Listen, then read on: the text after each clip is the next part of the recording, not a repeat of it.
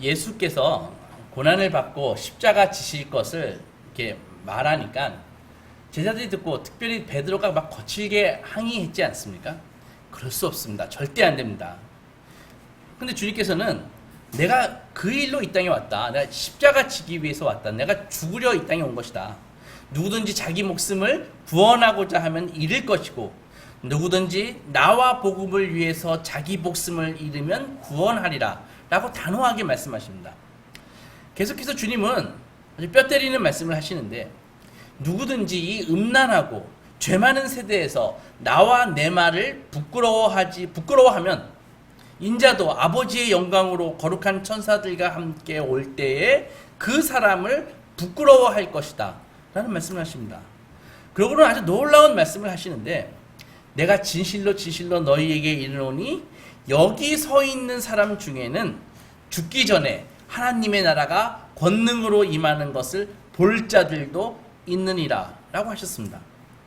물론 이 말씀은 아주 깊은 의미가 있지만 여러 가지 의미가 있지만 예수님은 바로 베드로와 야고보와 요한을 데리고 아마도 백두산보다 훨씬 높은 산인 헐몬산으로 데리고 가셔서 하나님 나라의 일부분을 보여주십니다. 그러니까는 좀 전에 여기 서 있는 사람 중에 하나님의 나라가 권능으로 임할 것을 볼 사람도 있다 라고 얘기하시고 바로 베드로와 야고보와 요한을 데리고 가가지고 헐몬산으로 가신 것이죠.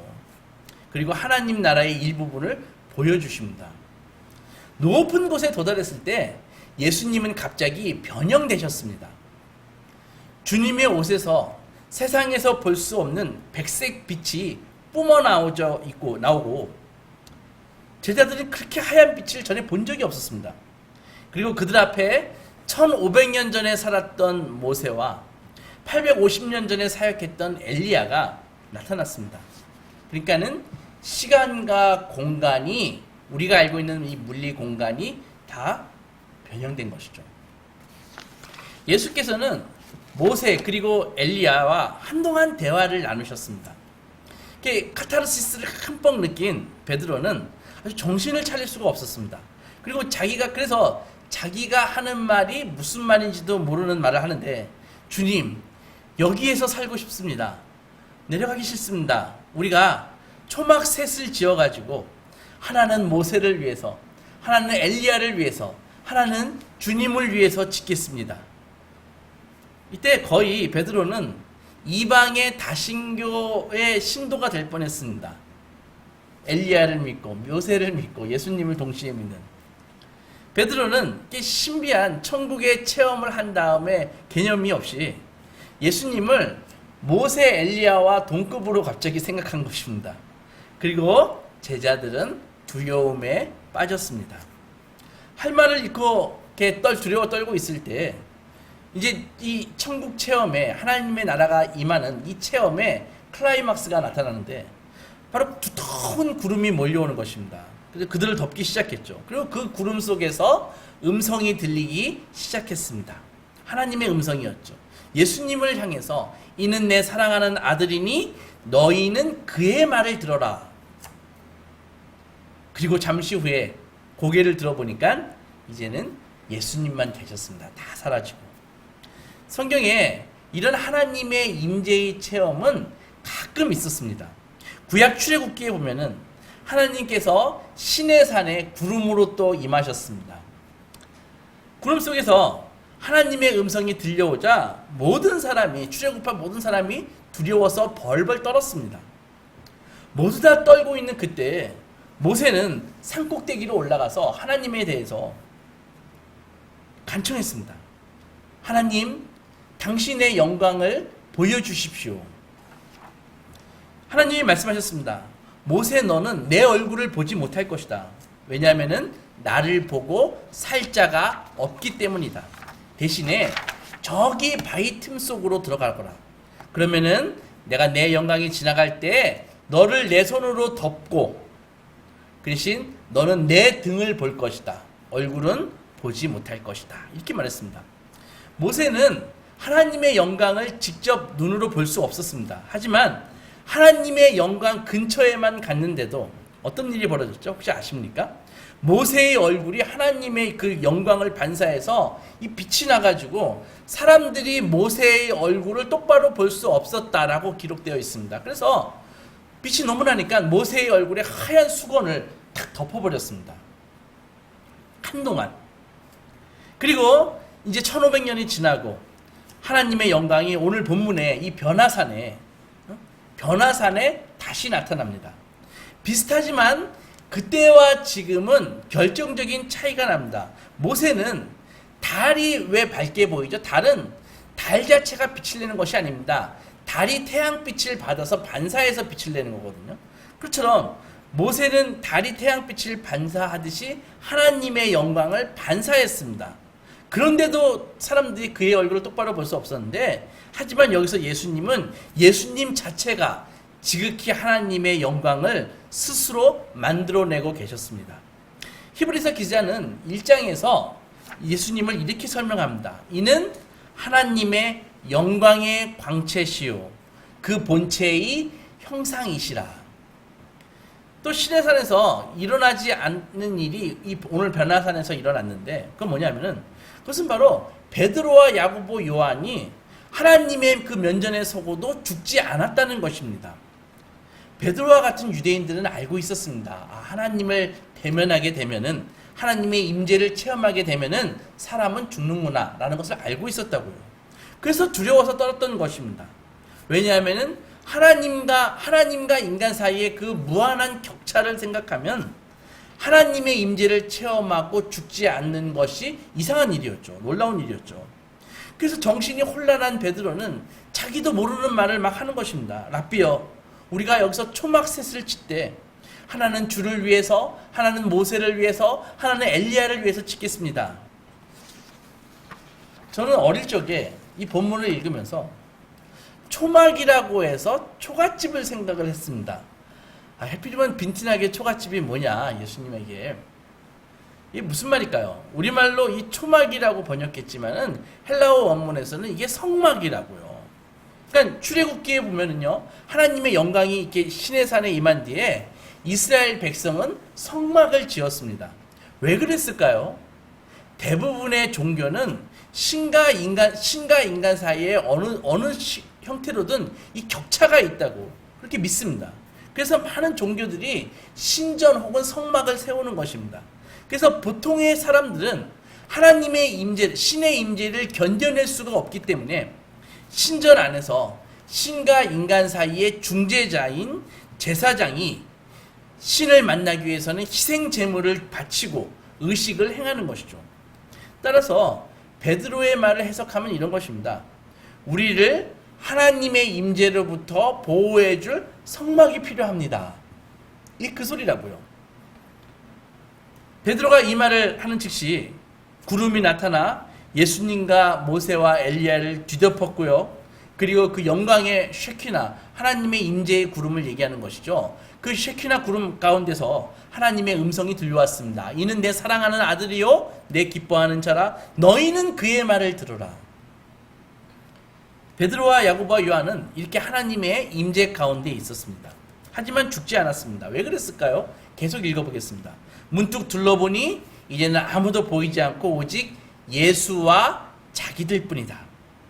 모세와 엘리야는 사라지고 예수님이 하나님과 인간 사이에 다리 역할을 하셨기 때문에 그들이 죽지 않은 것이었습니다.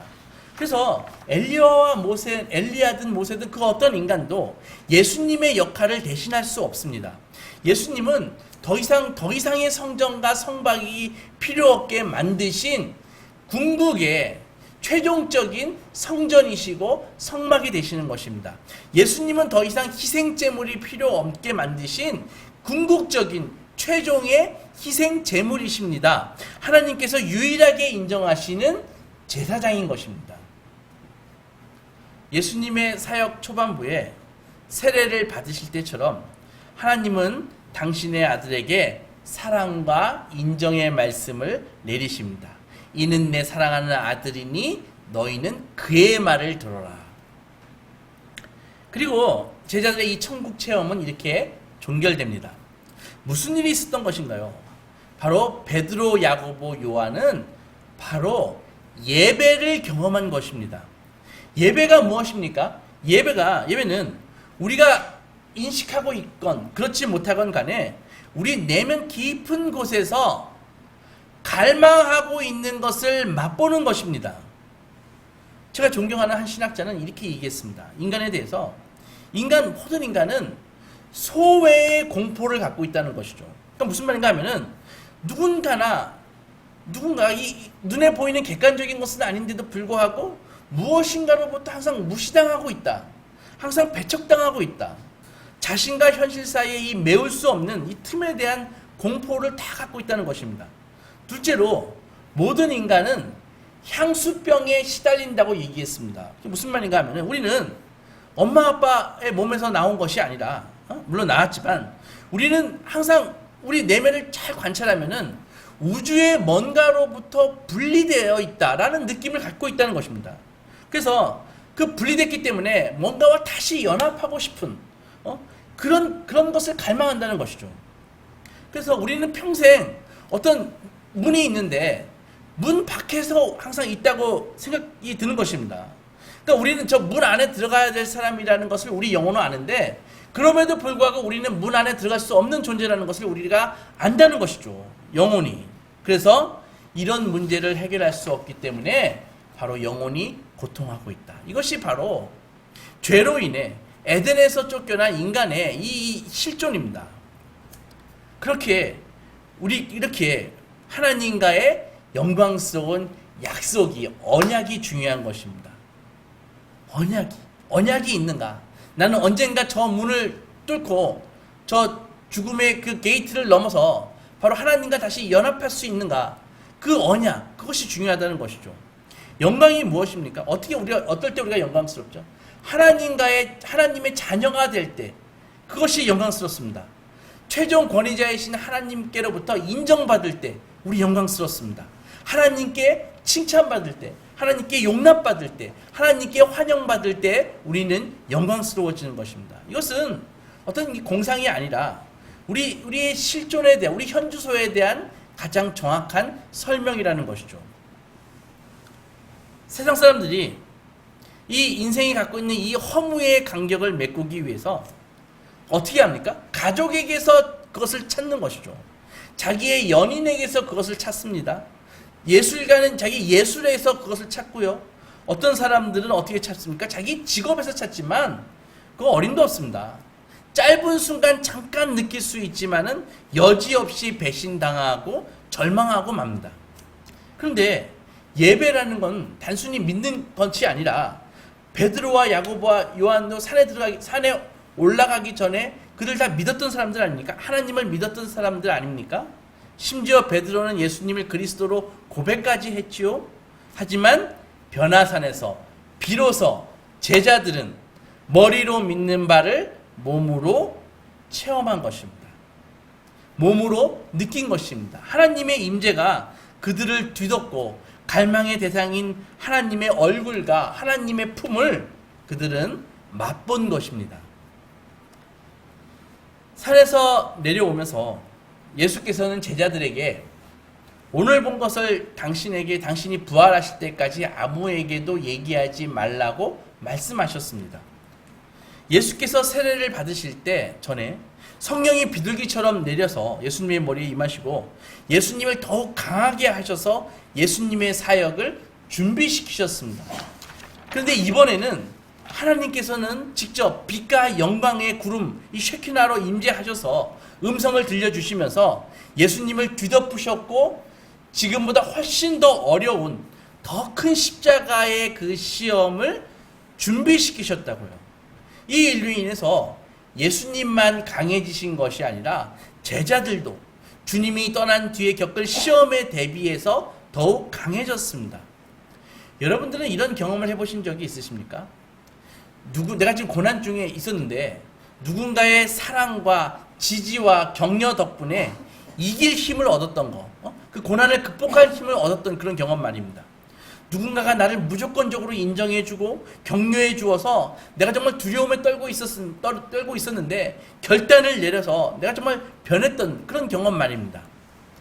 이런 도움을 자주 받으면 우리가 달라지지 않을까요? 고난 속에서도 원망이나 분노하지 않고 증오하지 않고 절망으로 흐르지 않고 오히려 더 지혜롭고 심오하고 강건해지지 않을까요? 실패가 오히려 성공보다 더 큰 유익을 우리에게 가져다 주지 않을까요? 그렇습니다. 바로 이런 것입니다. 하지만 실제로 우리의 친구나 가족이나 어떤 사람이 우리를 그렇게 인정하고 격려해주고 사랑해주려면은 우리가 필요할 때마다 그들이 몸이 10개라도 부족하지 않을까요? 그리고 현실적으로 우리에게 그렇게 나이스한 친구와 가족을 갖고 있는 사람들도 아주 드문 것입니다. 우리 주위의 사람들이 그렇게 우리들을 완전히 만족시켜주고 우리 문제를 해결해 줄 수 있을 정도로 그렇게 훌륭합니까? 그런 사람 드뭅니다. 그러면 어떻게 해야 될까요? 바로 예배입니다. 우리는 예배를 통해서 하나님 앞에 나아가는 것입니다. 하나님 앞에 나아가 예수님처럼 하나님의 위로를, 사랑을 받아야 되는 것입니다. 예배를 통해서 하나님의 그 허그를, 하나님의 그 안아주심을 경험해야 되는 것입니다. 머리로 아는 하나님을 예배를 통해서 몸으로 느껴야 되는 것입니다. 최고 셰프의 요리는 사진으로 보는 것이 아니라 그 레스토랑에 가가지고 맛을 봐야죠.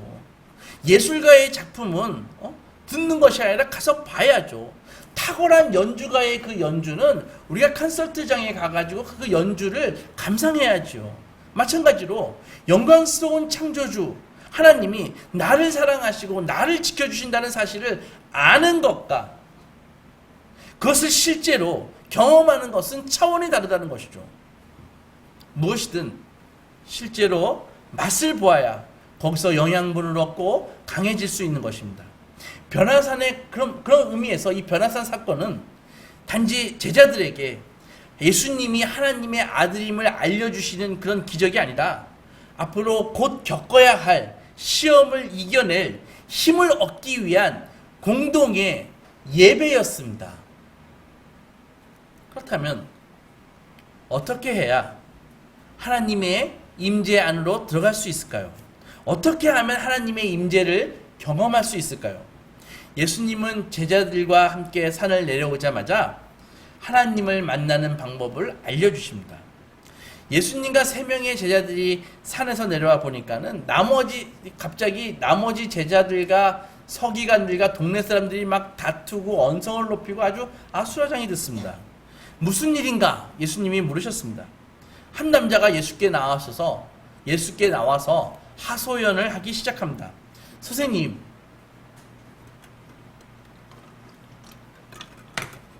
제 아들이 귀신이 들려서 지금 고통당하고 있습니다.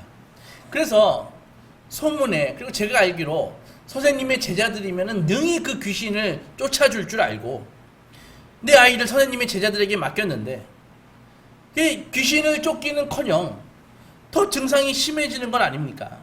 선생님 어떻게 좀 해주실 수 있으십니까? 이렇게 얘기했습니다. 제자들은 귀신을 쫓아내려고 애를 썼어요. 하지만 소용이 없었습니다. 귀신이 떠나려고 그렇게 노력을 해도 떠나지 않으니까 다들 막 혼란스러웠죠. 여러분, 성경은 귀신이 실제 존재함을 분명히 얘기해주고 있습니다.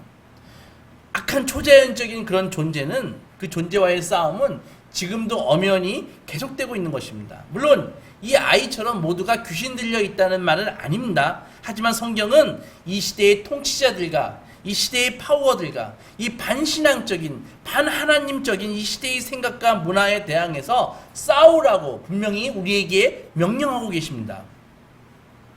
예수님도 세례를 받으신 후 40일을 광야에 계시면서 사탄에게 시험 받으셨습니다. 본문의 소년도 귀신이 들려서 귀머거리에 벙어리가 되고 수시로 발작을 일으켰습니다. 예수님은 믿음이 없는 세대여 내가 얼마나 너희와 함께 있으며 얼마나 너희에게 참으리요 하시면서 그를 데리고 오라고 말씀하셨습니다. 예수를 보자 아이 안에 있는 귀신은 아이로 하여금 쓰러뜨리고 경련을 일으키고 거품을 흘리게 합니다. 언제부터 이렇게 되었느냐? 예수께서 그 아비에게 물으니 아비는 어릴 적부터입니다 라고 대답했습니다. 귀신이 그를 죽이려고 수시로 불과 물에 뛰어들게 했습니다. 체념하면서 그래서 주님 무엇을 하실 수 있거든 우리를 불쌍히 여겨 주시옵소서. 주님은 단호하셨습니다. 할 수 있거든이 무슨 말이냐? 믿는 자에게 능치 못할 일이 없느니라. 아이의 아버지는 울부짖으면서 제가 믿나이다, 내가 믿나이다, 나의 믿음 없는 것을 도와주소서 라고 했습니다. 예수께서 귀신아 명하노니 이 아이에서 나오라, 이 아이에게서 나오라 하시니 귀신이 괴성을 지르면서 아이는 경련을 일으키며 쓰러졌습니다. 죽은 것 아닐까 미동도 하지 않는 아이를 예수께서 그 손을 잡아서 일으켜 세우셨습니다. 이렇게 상황은 종료되었습니다. 귀가 후 제자들이 예수님에게 물었습니다. 주님, 왜 저희는 귀신을 쫓아내지 못했습니까? 주께서 바로 답변하셨습니다. 기도 외에 다른 것으로 이런 종류가 나갈 수 없다. 생각해 보십시오. 제자들은 귀신을 쫓아내려고 안간 힘을 썼습니다. 하지만 문제는 그들이 기도 없이 애를 썼다는 것입니다. 이것은 아주 교만하고 어리석은 행동입니다. 세상에 악과 고통의 문제가 있지 않습니까? 이 악과 고통의 문제는 인간의 힘으로 다룰 수 있는 것이 아닙니다. 솔직해지십시오. 지금도 수많은 아까운 생명들이 자신의 고통의 문제를 자신의 힘으로 다루려다가 결국 극단적인 선택을 하고 있지 않습니까? 그리고 그런 안타까운 죽음에 대해서 혀를 끌끌 차면서 명복을 빕니다 라는 말 외에 인간이 해줄 수 있는 것이 무엇이 있습니까? 여러분들은 여러분들이 사랑하는 사람 중에 누구도 그런 사람은 절대도 없을 거야 라고 어떻게 확신하십니까? 잊지 마십시오. 이 고통의 세상에서 하나님의 자녀라는 정체성이 없다면 누구도 장담할 수 없는 것입니다. 그래서 복음이 없는 인간은 극히 취약하고 위험한 것입니다. 이것이 복음을 우리 사랑하는 사람들에게 전해야 할 이유입니다. 제자들이 예수님이 죽으셔야 하는 이유를 이해하지 못한 것이나 기도 없이 귀신을 쫓아내려고 하는 것이나 다 똑같은 것입니다. 원인은 똑같습니다. 자신들이 얼마나 약하고 교만한지를 몰랐기 때문입니다. 우리들은 언제나 악의 힘을 과소평가하고 자신의 힘은 과대평가합니다. 고통당하기 직전까지 말입니다. 그 현장에 서기관들도 제자들을 욕하고 있었을 것입니다. 그 현장에서 자기 힘으로 이 악과 고통의 문제를 해결할 수 없다고 인정한 사람은 오직 한 사람, 소년의 아버지밖에 없습니다. 제 아들을 치료해 주세요. 아버지가 말하자 주께서 대답하셨습니다. 믿는 자에게 능치 못할 일이 없느니라. 그러자 아버지가 숨도 쉬지 않고 바로 얘기합니다. 믿습니다. 나의 믿음 없는 것을 도와주소서. 이게 무슨 말입니까? 믿습니다 해놓고서는 믿음 없는 것을 도와달라고요? 이게 믿는다는 말입니까? 믿지 않는다는 말입니까? 이것은 우리의 믿음의 상태를 솔직하게 표현한 말입니다.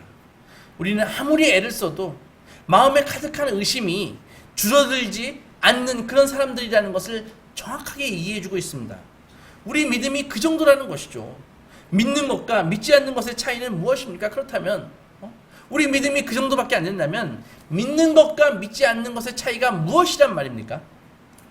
이 소년의 아비는 그것은 바로 예수님과의 거리입니다. 이 소년의 아비는 비록 부족한 믿음이지만 예수 앞에 나왔지 않습니까? 바로 그것입니다. 주님께 나오는 것, 그것이 믿음이라는 것이죠. 믿음이 마음에 의심은 있지만 그래도 주님께 나오는 것, 그것이 믿음입니다. 예수님은 그의 아들을 치료해 주셨습니다. 이 얼마나 복된 소식입니까? 사랑하는 소망교회 성도 여러분, 예수님이 계시기 때문에 우리는 완벽히 의롭지 않아도 됩니다. 우리는 우리의 나약함을 고백하고 인정하기만 하면 하나님 앞으로 나갈 수 있습니다. 예수께서 너희 참선을 좀 하든지 착한 일을 좀 하든지 공덕을 좀 쌓고 그 네 더러운 마음을 깨끗하게 좀 청소 좀 하고 의심 없는 순전한 마음으로 믿음으로 나와오라 라고 말씀하시지 않습니다. 오늘 본문의 소년의 아버지는 이렇게 말했습니다. 주님, 제 안에 의심이 가득합니다. 저의 도덕성과 영적 능력은 형편없습니다. 그래도 저를 도와주시옵소서. 이렇게 자신이 아닌 예수님을 의지하는 믿음이 바로 구원을 받을 수 있는 믿음이라는 것입니다. 여러분, 우리에게 죽을 때까지 완벽한 의인은 불가능합니다. 완벽하게 기다린다고요? 평생 하나님 앞에 설 수 없습니다. 우리는 주님 앞에 의롭지 않다고 고백해야 됩니다. 주님 앞에 도움이 필요하다고 인정해야 됩니다. 그럴 때 비로소 하나님 앞에 나아가 예배를 드릴 수 있습니다. 예수님도 본을 보이셨습니다. 곧 지셔야 할 십자가는 예수님한테도 절대로 쉬운 시험이 아닙니다. 사명이 아닙니다. 영원전부터 사랑의 교제 가운데 있는 성부 하나님께 버림받아야 하는 그 십자가의 고통은 우리는 절대로 이해할 수 없다는 것이죠. 성자 예수님의 그런 고통을 이기적 사랑밖에 할 수 없는 우리는 절대로 이해할 수 없습니다. 오늘 본문의 예수님에게는 우리를 구원하시기 위해서 지셔야 할 십자가의 모든 고통이 곧 기다리고 있었습니다. 그래서 산 위에서 하나님은 성령님을 통해서 예수님을 더욱 강하게 만드셨습니다. 마찬가지로 하나님은 우리에게도 힘을 주셔서 악에 맞서고 불신앙에 맞서고 고난을 극복할 수 있도록 힘을 주십니다. 사랑하는 여러분, 우리는 예배를 제대로 드리기만 하면 무조건적이고 영원한 하나님의 사랑의 음성을 듣게 됩니다. 너는 내 사랑하는 아들이다. 나의 어여쁜 딸이다. 내가 너를 사랑한다. 너를 지키기 위해서 나는 죽음의 고통도 마다하지 않고 너를 구하기 위해서 나의 피를 아낌없이 십자가에서 다 쏟았다. 여러분, 이 하나님의 사랑을 거부하지 마십시오. 예수님을 더 이상 문 밖에 세워두지 마십시오. 문을 열고 주님을 영접하십시오. 회개하고 자복하는 심정으로 하나님을 추구하면 그것이 바로 예배가 됩니다.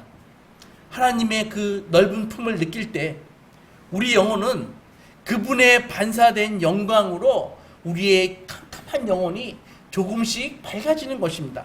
조금씩 더 강한 모습으로 쉽지 않은 이 인생을 주님께서 주시는 힘과 은혜로 대처해 나갈 수 있습니다. 오늘도 하나님은 영과 진리로 예배하는 예배자를 찾으십니다.